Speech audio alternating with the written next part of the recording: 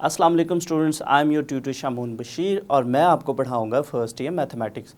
तो स्टूडेंट्स, आज के लेक्चर में हम एक्सरसाइज 12.6 और उसका क्वेश्चन नंबर 7 और 8 सॉल्व करेंगे। तो इन क्वेश्चंस के सॉल्यूशंस के लिए चलते हैं स्टूडेंट्स हम वाइट बोर्ड की तरफ। तो चलिए स्टूडेंट्स, हम स्टार्ट करते हैं एक्सरसाइज 12.6 और क्वेश्चन नंबर 7। क्वेश्चन नंबर 7 हमारे पास है, find the major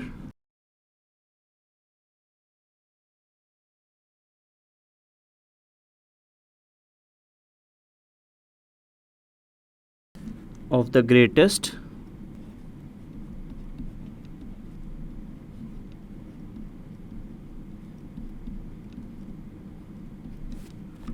angle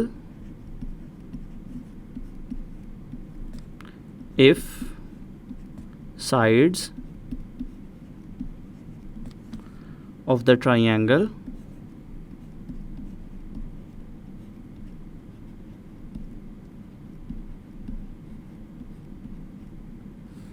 are 16, 20 और 33। तो यहाँ पे स्टूडेंट्स अगर हम क्वेश्चन को देखें दोबारा से, तो इसमें हमने ग्रेटेस्ट एंगल फाइंड आउट करना है और ट्राइंगल की साइड्स हमें गिवन है 16, 20 और 33। तो चलिए स्टूडेंट्स, हम क्वेश्चन का सलूशन स्टार्ट करते हैं।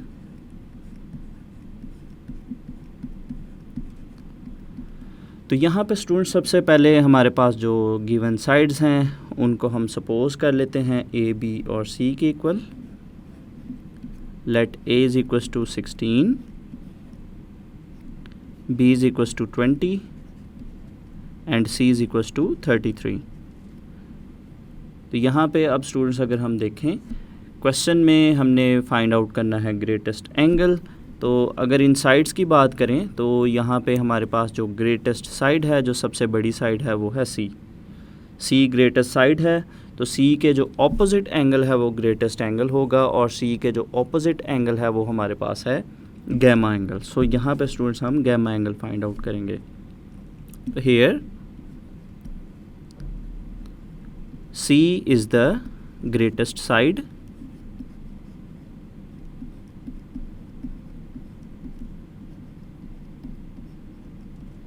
so gamma will be the greatest angle।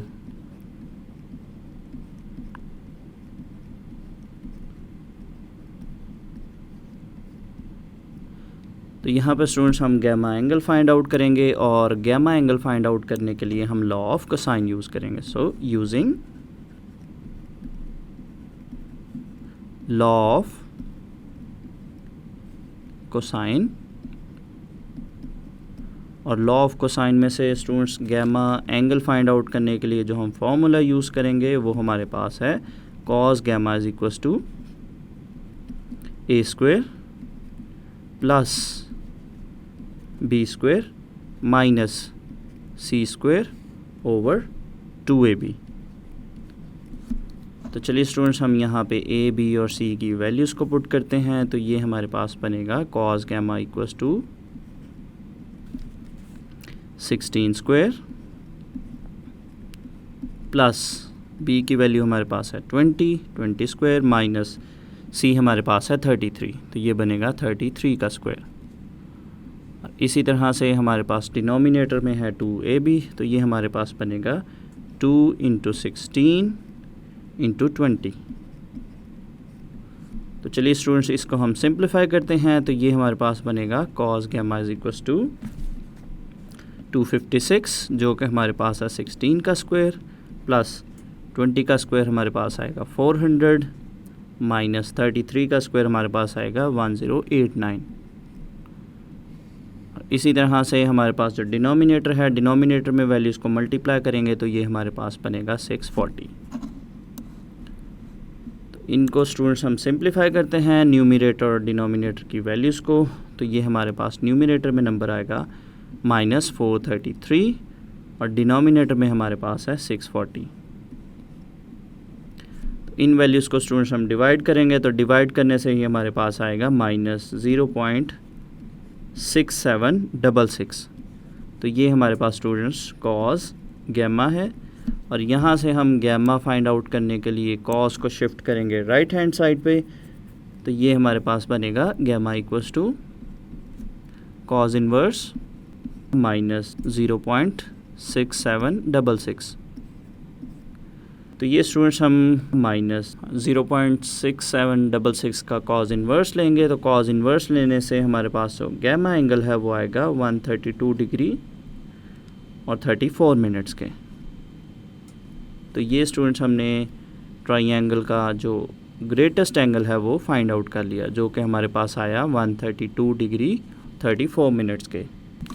तो चलिए स्टूडेंट्स नेक्स्ट हम स्टार्ट करते हैं क्वेश्चन नंबर 8, और क्वेश्चन नंबर 8 हमारे पास है the sides of a triangle are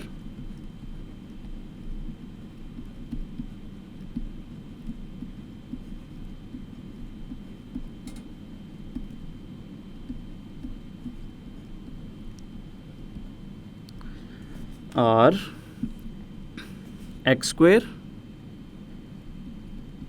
plus x plus 1 comma 2x plus 1 and x square minus 1. Prove that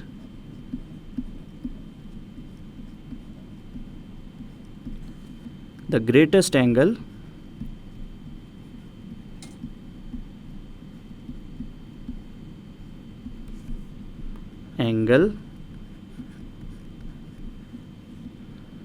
of the triangle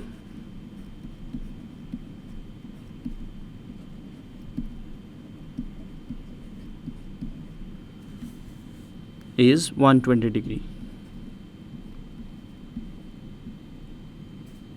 तो यहाँ पे स्टूडेंट्स अगर हम देखें ट्राइंगल की हमें 3 साइड्स गिवन है, और हमने प्रूव करना है कि इस ट्राइंगल का जो ग्रेटेस्ट एंगल आता है वो 120 डिग्री आता है। तो इसका मतलब है कि गिवन साइड्स की हेल्प से हमने ग्रेटेस्ट एंगल फाइंड आउट करना है, और उसका जो आंसर है वो हमारे पास 120 डिग्री आना चाहिए। तो चलिए स्टूडेंट्स हम क्वेश्चन का सॉल्यूशन स्टार्ट करते हैं।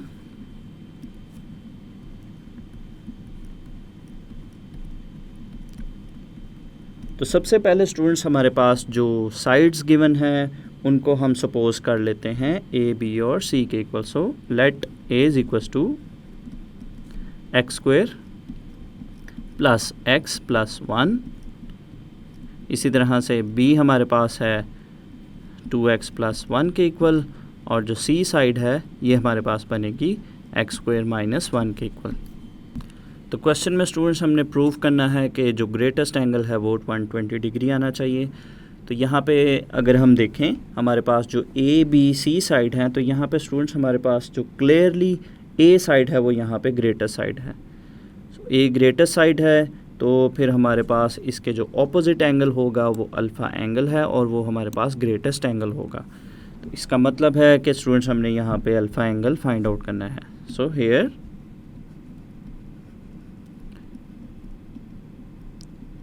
A is the greatest side,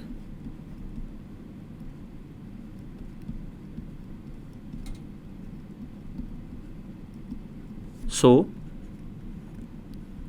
alpha will be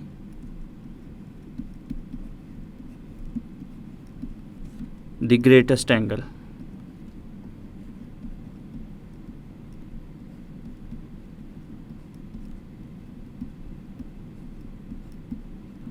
तो स्टूडेंट्स हमारे पास यहाँ पे जो ग्रेटेस्ट साइड है वो है ए, तो उसके ऑपोजिट जो एंगल है वो अल्फ़ा है, वही ग्रेटेस्ट एंगल होगा। तो अल्फ़ा को फाइंड आउट करने के लिए स्टूडेंट्स हम यहाँ पे लॉ ऑफ कोसाइन यूज़ करेंगे। So using law of cosine, तो यहाँ पे स्टूडेंट्स हमारे पास जो लॉ ऑफ कोसाइन है उसका हम फॉर्मूला यूज़ करेंगे cos alpha equals to b square plus c square minus a square, और डिनोमिनेटर में हमारे पास है 2bc।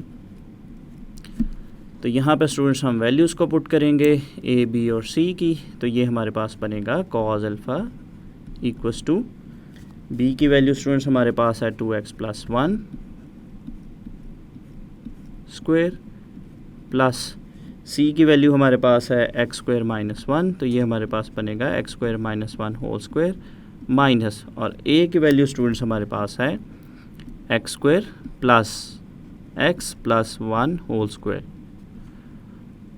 और इसी तरह से डिनोमिनेटर में हमारे पास वैल्यूज़ आएंगी 2 इंटू बी जो कि हमारे पास है 2x प्लस 1 के, और c की वैल्यू हमारे पास है x स्क्वायर माइनस 1। तो यहाँ पे स्टूडेंट्स अगर हम देखें हमारे पास जो फर्स्ट वैल्यू है 2x प्लस 1, यहाँ पे हम a plus b whole square का फॉर्मूला ओपन करेंगे। नेक्स्ट हमारे पास है x square minus 1 whole square. तो यहाँ पे स्टूडेंट्स हम a minus B whole square का फॉर्मूला ओपन करेंगे। और लास्ट पे अगर हम देखें तो यहाँ पे स्टूडेंट्स हमारे पास तीन वैल्यूज़ हैं, x square plus x plus 1 whole square. So यहाँ पे स्टूडेंट्स हमारे पास जो फॉर्मूला है a plus b plus c whole square का, हम उस फार्मूला का यूज़ करेंगे। और वो फार्मूला हमारे पास है a plus b plus c whole square equals to a square plus b square plus c square plus 2ab plus 2bc plus 2ca। तो यहाँ पे स्टूडेंट्स हमारे पास जो x square plus x plus 1 whole square है, यहाँ पे हम a plus b plus c whole square का फॉर्मूला अप्लाई करेंगे। तो चलिए स्टूडेंट्स इसको सिंप्लीफाई करते हैं। तो सबसे पहले हम 2x प्लस 1 पे a plus b whole square का फॉर्मूला अप्लाई करेंगे। तो ये हमारे पास बनेगा a स्क्वायर जो कि 2x है, इसका हम स्क्वायर करेंगे तो ये हमारे पास बनेगा 4x square plus b square, ये हमारे पास 1 है, और 2ab स्टूडेंट्स यहाँ पे हमारे पास बनेगा 4x।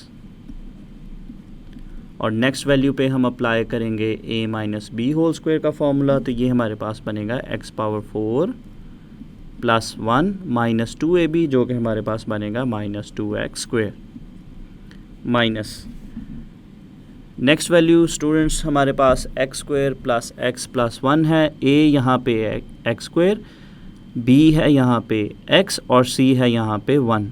तो इसके अकॉर्डिंग हमारे पास जो फॉर्मूला है वो अप्लाई करने पे हमारे पास जो वैल्यूज़ बनेंगी a स्क्वायर, तो x स्क्वायर का स्क्वायर करेंगे हमारे पास बनेगा x4 प्लस b स्क्वायर।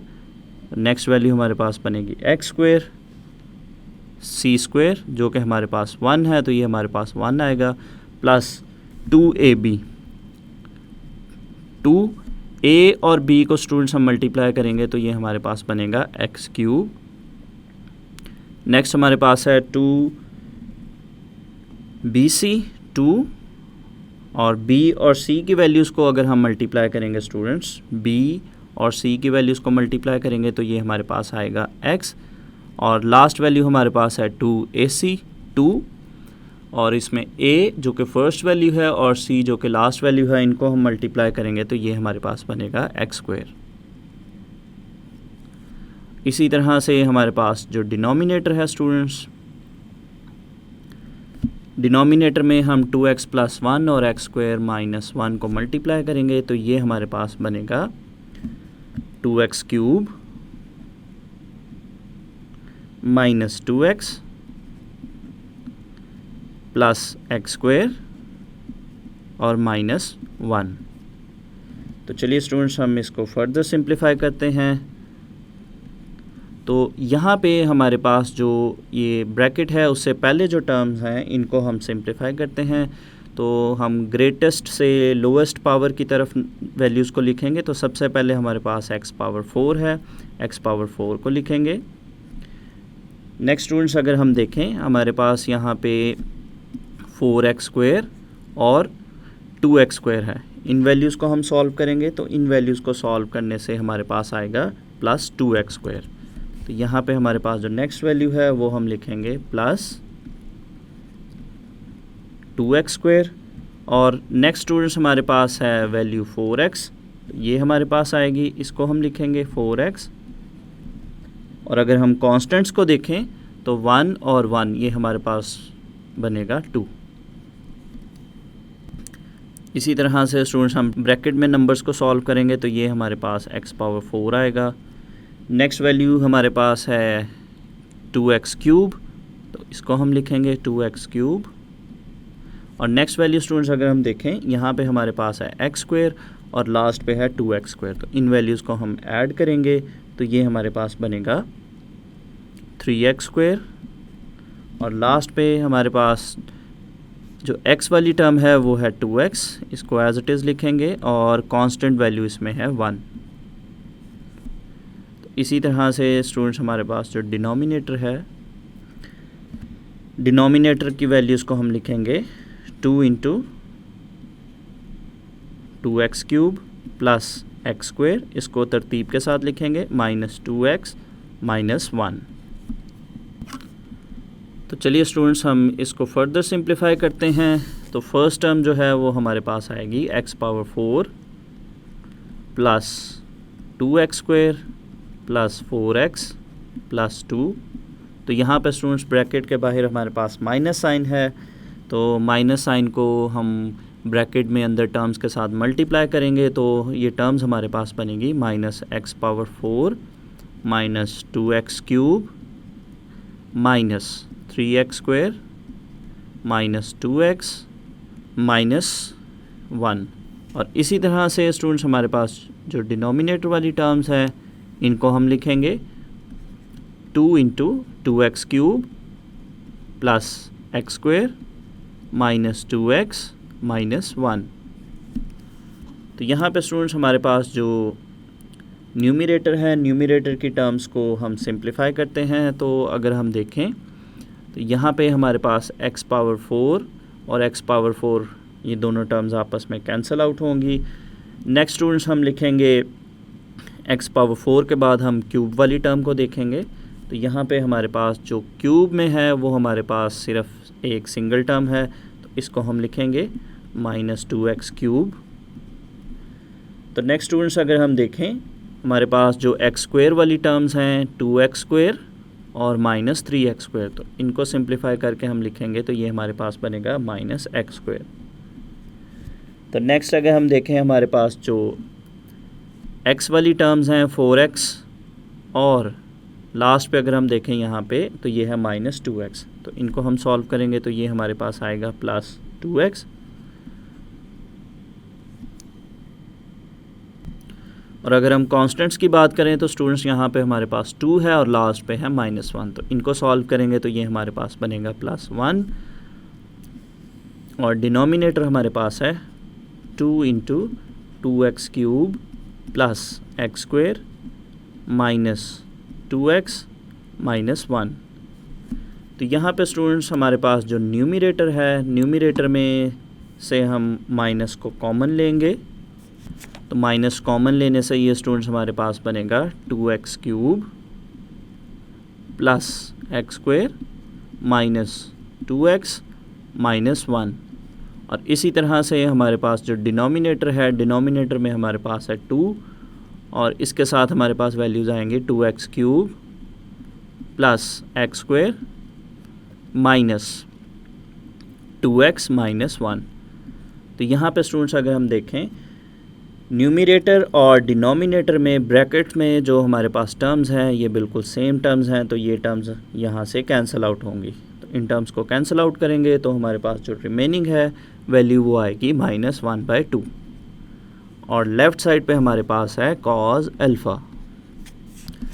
तो यहाँ से स्टूडेंट्स हम अल्फ़ा एंगल फाइंड आउट करेंगे और इसको हम फर्दर स्टूडेंट्स इस तरह से लिखेंगे cos alpha is equals to minus 0.5।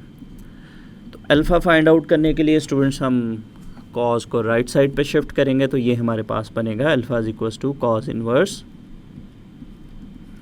Minus 0.5। तो यहाँ से स्टूडेंट्स हम अल्फ़ा फाइंड आउट करने के लिए माइनस 0.5 का कॉज इनवर्स लेंगे, तो कॉज इनवर्स लेने से हमारे पास जो अल्फ़ा है वो आएगा 120 डिग्री। तो ये स्टूडेंट्स हमारा रिक्वायर्ड सॉल्यूशन है। जैसा कि हमारे पास क्वेश्चन में ट्राइंगल की 3 साइड्स गिवन है और उसमें ए साइड हमारे पास ग्रेटेस्ट साइड थी और क्वेश्चन में जैसा कि हमें रिक्वायर्ड था कि हमने प्रूव करना है कि इसमें जो ग्रेटेस्ट एंगल आता है वो 120 डिग्री आता है। तो इसको हमने लॉ ऑफ कोसाइन की हेल्प से सॉल्व किया और ए ग्रेटेस्ट साइड थी, उसके ऑपोजिट जो ग्रेटेस्ट एंगल बनता था अल्फ़ा वो हमने फाइंड आउट किया और वो 120 डिग्री आया। तो स्टूडेंट्स आज के लेक्चर में हमने क्वेश्चन नंबर 7 और क्वेश्चन नंबर 8 को सॉल्व किया। उम्मीद करता हूँ स्टूडेंट्स आपको इन क्वेश्चंस के सॉल्यूशंस अच्छे से समझ आए होंगे। तो स्टूडेंट्स अगले लेक्चर तक के लिए इजाज़त दीजिए। खुदा हाफिज़।